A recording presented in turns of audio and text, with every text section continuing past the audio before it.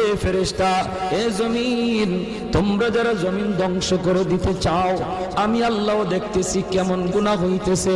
যেই মানুষে আমি আল্লাহ এত আদর করে বানাইলাম, আসমান আল্লাহ বানাইছেন কুন ফায়াকুন বইলা, ফেরেশতা আল্লাহ বানাইছেন কুন ফায়াকুন বইলা, জমিন আল্লাহ বানাইছেন কুন ফায়াকুন বইলা, কিন্তু আমারে আপনারে আল্লাহ পাক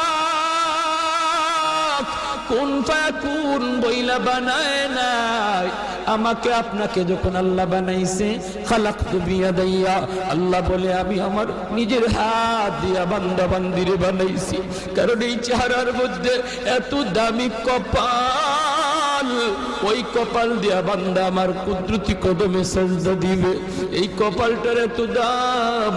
এই কপাল কুন ফায়াকুন বললে হয় না, এই কপাল ফেরেশতাদের হাতে বানাইলেও হয় না, আমি আল্লাহ নিজের হাতে বানাইছি।